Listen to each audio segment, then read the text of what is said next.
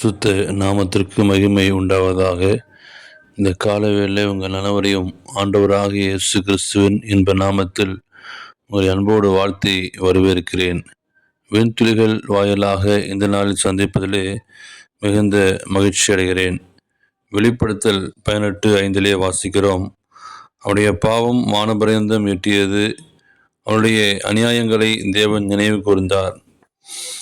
ஆபிரகாமுக்கு ஆண்டவர் அழைத்து ஆபிரகாமுக்கு கொடுத்த வாக்குத்தத்தம் மொத்தம் இஸ்ரவேல் வீட்டாரையோ யோசேப்பின் மூலம் எகிப்து தேசத்தில் தேவன் அவர்களை போஷித்து பாதுகாத்து பழகி பெருகி பண்ணினார். ஆனால் 430 ஆண்டுகள் சமீபிக்கும் நாட்களில் யோசேப்பை அறியாத பார்வோன் அவரை அடிமைப்படுத்தினான். தேவன் அவரை விடுவித்தார். மோசே மூலம் தேவன் ஓங்கிய புயமும் அவரை வழிநடத்தியது. மேலே வானத்திலும் கீழே பூமியிலும் பூமிக்குள் தண்ணீரிலும் உண்டாயர்களுக்கு ஒப்பான ஒரு சொருபத்தையாகலும் யாதொரு விக்கிரத்தையாகலும் நீ உனக்கு உண்டாக்கவும் நீ அவரை சேவிக்கவும் வேண்டாம். உன் தேவனாய கர்த்தராய நான் எரிச்சியுள்ள தேவனாயிருந்து என்னை பதுக்கலை குறித்து பிதாக்களுடைய அக்கிரமத்தையும் பிள்ளையிடத்தில் 3ஆம் 4ஆம் தலை மட்டும் விசாரிக்கின இருக்கிறேன் என்று சொல்லி யாத்திரியாகவும் 20ஆம் அதிகாரம் 4:5 வாசிக்கிறோம்.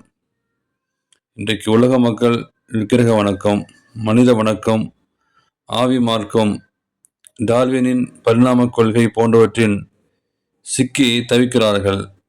ஆண்டவராகிய இயேசு கிறிஸ்துவின் 2ஆம் வருகையின் போதோ நுட்ப நியாய விசாரணையில் முதல் இவ்வுலக மக்கள் அனைவரும் நிற்கிறோம் என்ற பயமோ இல்லை.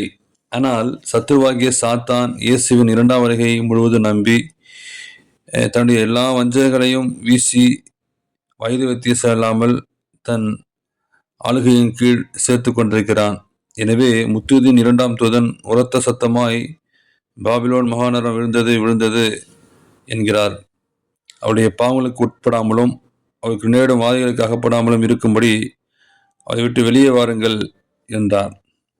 அவருடைய வேசித்தனத்தின் உக்கிரமான மதுவை எல்லா ஜாதிகளுக்கும் குடித்தார்கள். பூமியின் ராஜாக்கள் அவர்களை வேசித்தனம் பண்ணினார்கள். பூமியின் வர்த்தகர்கள் அவருடைய செல்வ செருக்கின் மிகுதியால் ஐஸ்வர்யவானார்கள்.